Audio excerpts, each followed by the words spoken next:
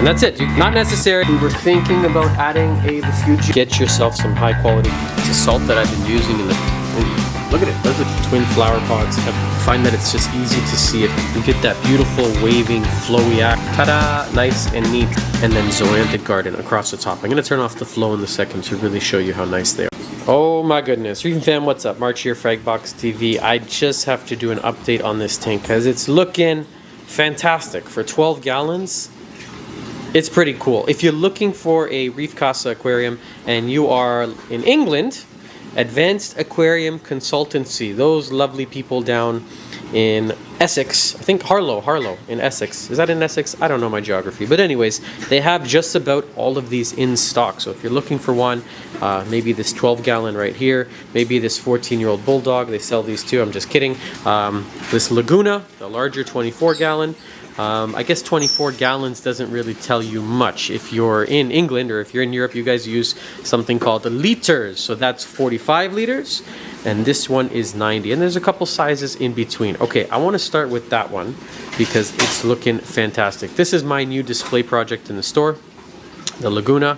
Love it or hate it. I'll come back to it in a second. It's a little bit simple and minimal. This tank is not simple. It is not minimal. It is a collection of everything that the ocean has to offer. So I just counted and there are over 100 different types of coral in this 45 liter or 12 gallon tank, which is really incredible. For fish, just one little lonely Nemo, and he's got this entire palace to himself to do as he pleases. He's not shy. He's always out and about. The star of the show, I think here, man, I can't even say it's mushrooms because they're really nice, but then also there's an incredible acan garden going on and the zoanthids across the top. Okay, lighting. Somebody's going to ask me in the video what type of light are you using. It's this right here. Reef Casa Halo LED light. More than capable of growing and keeping. Obviously, proof is in the pudding. Anything that you can imagine here. Even hard coral, so closer to the surface, we're getting par of just over 240, 250. We test that with our apogee par meter, and check out the growth on this Monty. It's like grown right off of the rock and onto the glass. It's pretty cool. Some green branching elkhorn, and you can see it's even looking for more light. It's growing right up into it. So more than enough light. It's good for about, I would say, 18 by 18 inch footprint if you're looking to light a tank that isn't this one here. So the mushrooms.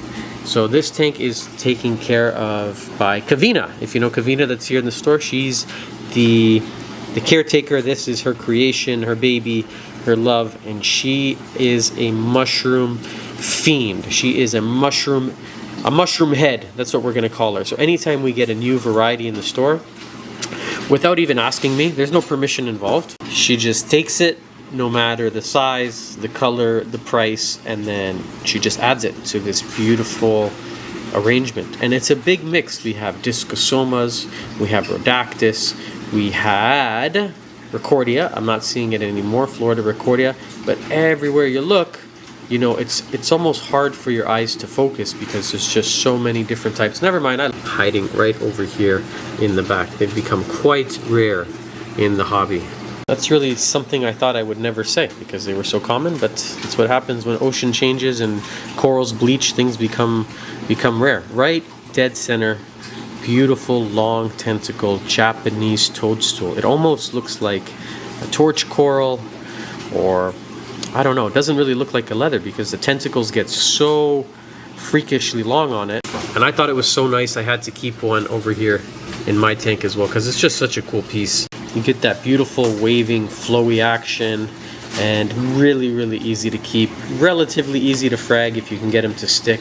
And I think she's done a perfect placement putting it just dead center. It complements the tank really nicely. Some purple trumpet, not a lot of LPS.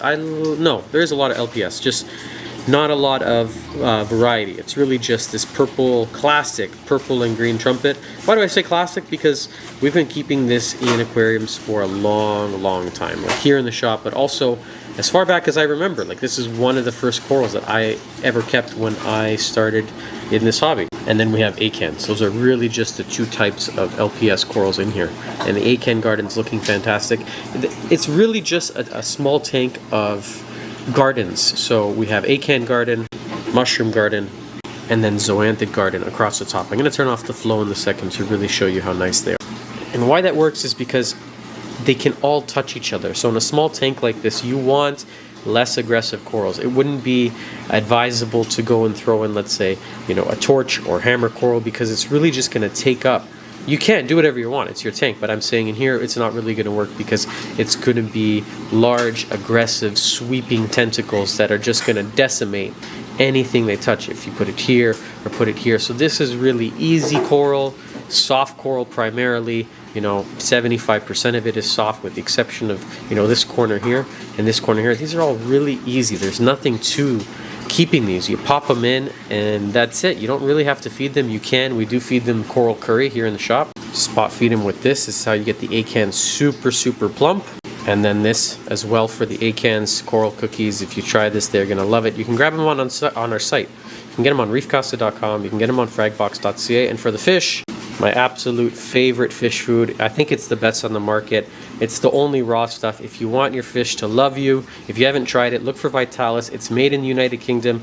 Really an awesome food. It's the only fish food that we feed our fish here in the stores. It's the only fish food that we carry and sell, with the exception of a couple little algae. But if you're looking for the best pellet, look for this one, Vitalis. Again, you can find this on our site as well. Take off our mesh lid here. Prevents our little fishies from jumping. The Reef Casa roof. This is kind of nice too.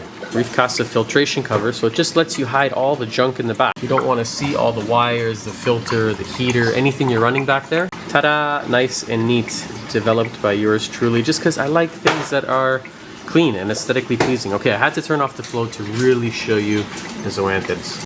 So many different types. We have some Rastas, Green Bay Packers, Scrambled Eggs, Utter Chaos, Supernovas, Golden Revolvers, Milky Ways. I don't even know what those blue ones are, and I pride myself on knowing Zoanthid names. Pinwheels, maybe some Tropic Thunders, back to Utter Chaos, Orange Rainbows, and some Princess 99 hanging out over there in the corner. And again, just such a nice array, and they are high up. They're getting quite a bit of light under this halo that they do not seem to mind. They're loving the light. Growing right here next to hard coral, getting the same par, same level, but not an issue at all. Really good color, very good size. Just about out of space. In order to keep this tank clean, we go pretty heavy on the cleanup crew. So you can see here, it's 1, 2, 3, 4, 5. You can see 6, but there's probably, no, actually I lied, 7. There's probably more than a dozen. Spiny Trochus, Astrias. There's a ton of Nacerius snails living here in the sand. There's a couple brittle stars and hermit crabs. Oh, actually 2 more over here. So they're not the prettiest animals. I'm just kidding. Don't listen to me. You guys are beautiful because you do such a great job. You can see the tank is spotless. There's no algae. Even if there was, there really isn't any space for algae to grow because every square inch is almost covered with coral. Reef crystals. That is the salt that is running on this tank. It's a salt that I've been using in the shop for almost 20 years. It's inexpensive and it does the job. You know what? A lot of the big people out there that are farming use it. Tidal gardens, eye-catching coral. My mentors that taught me a lot of what I know from Reef Raft, they used it for a long time. It's a great, effective, cheap salt. And look at it, does the job. If you want to keep something like this, do a water change twice a week, 25%, and that's it. There's no fancy chemicals. The only thing we use is hot sauce along with the spot feeding of the coral curry for the foods. And I think that nutrition for corals is a big piece of the puzzle that's left on the table. I think a lot of people don't realize how much these things are getting fed in the ocean. Share some diving videos with you soon, and it's just constant. They're just constantly eating. There's constant food, but it's out in the water, so they don't have to, corals aren't plagued by nitrates and phosphates and things like that the way we are in these closed systems. In the open system, it's just food pouring over them all the time. There's so much fish waste. There's so many fish that are living in the corals that are essentially feeding them 24/7. So I think like coral nutrition is really, really important. And if you aren't already feeding your corals and you're looking to bring them to the next level, you want to see growth, color, polyp extension. I can't stress it enough. Get yourself some high quality foods, even high quality fish food, because in the end, the fish waste is going to end up being coral food. Future plans, I don't think there are any. It's already full. Basically just maintain it and enjoy it. Stay on top of the filter. swap out the floss and carbon as necessary. These tanks, it's really easy. It's just this little square that you change 2-3 times a week that fits right back here in this compartment. There's really nothing to it. We were thinking about adding a refugium light, but what for? I really don't think it's necessary. I think that's sometimes less is more. The less that you do, the more hands-off you are with the tank, and just let the corals do their thing. In the ocean, you know, they're not being touched and harassed and fragged all day. You know, a store that I visited in Poland, in Krakow, I don't know why, this one line from the store owner, it just always stuck with me. I want to get it printed on a shirt. And he said, "What is the worst thing for the saltwater aquarium?" It was sort of like a trick question. And he said, "The hobbyist." And he's right in a way. Okay, we do create it, we make it happen, we put it all together, we spend our hard-earned money, we love it, but then you have to learn to just let go and let the corals do what they're designed to do. So keep your hands out of the tank, do less, add less. A lot of people also ask me, how do you get this color on the camera? The corals look pretty good. We use this orange filter. This one is designed for your phone, but we have one specially made for our camera. So it's this Reef camera filter lens, and it's a really simple device. Just clips right onto your phone and it kills that blue glare so that you can get a really nice representation, accurate look of the corals, what they really look like. So if you're looking to make videos or just shoot photos, share on IG, that kind of stuff, look for this Reef photo lens. Now this tank over here, a little bit different. A little bit the same, a little bit different. The same in that it is from the same company, Reef. Different in that it is double the size, 22 inches by 20 inches deep and 12 inches tall, 24 gallons, 90 liters, and a different light. Also a Reef light, but this one we're running the Manta. Similar controls, actually identical controls to the Halo. Very easy to program on the front, but then it is almost triple the power output. We don't have it turned up all the way, or we would absolutely fry these corals. Now this tank is mine. This is the one that I kind of set up and take care of. I just noticed my leather coral has fallen over here. I wanted to show you guys this today. It's actually a yellow Fiji leather, and this one next to it is a Thai toadstool. I wanted to go with a little bit more of a minimal look, kind of the opposite of this one. This one is packed and busy, beautiful and colorful. It looks like, you know, like an artist's palette of colors. I wanted to do something a little bit more subtle and just pick pieces that I really, really love and contrast colors. So on this side, I try to only pick one red, one purple, one blue, one green. On this rock, the same idea.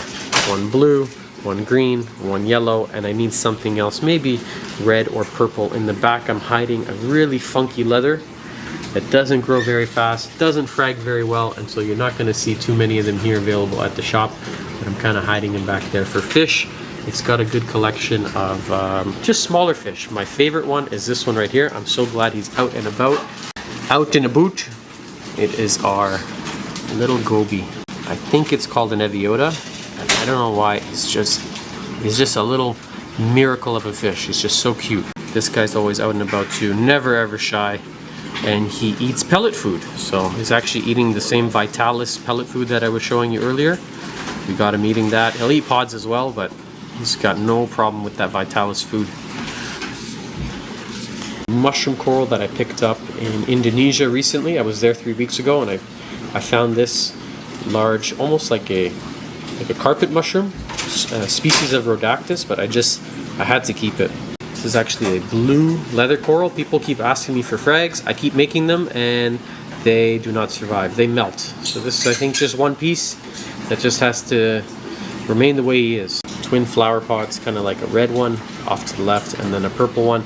And I think that's it for corals. I'm going to add one more. Oh, our lawnmower Blenny's making a little appearance there in the back. There's about 6 Bengai cardinals on the smaller side.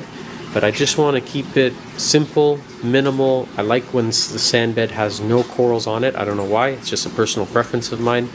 I find that it's just easy to see if something has fallen. You know, if a piece is on the sand bed, then it's telling me, okay, it shouldn't be there. But when you have the sand bed full of corals, then sometimes it's easy to have stuff get lost there. This Duncan coral I put pretty low down. I just said not on the sand bed. He's kind of on the sand bed, just tucked into the rock. I usually put it up high on the rock, and I just wanted to try something different. Just put a coral in a placement where you normally wouldn't see it. I think these two contrast against each other really nicely too. Blue pineapple tree on the left and our Dr. Fuzzy Nephthia on the right. And I think they're the same species of coral.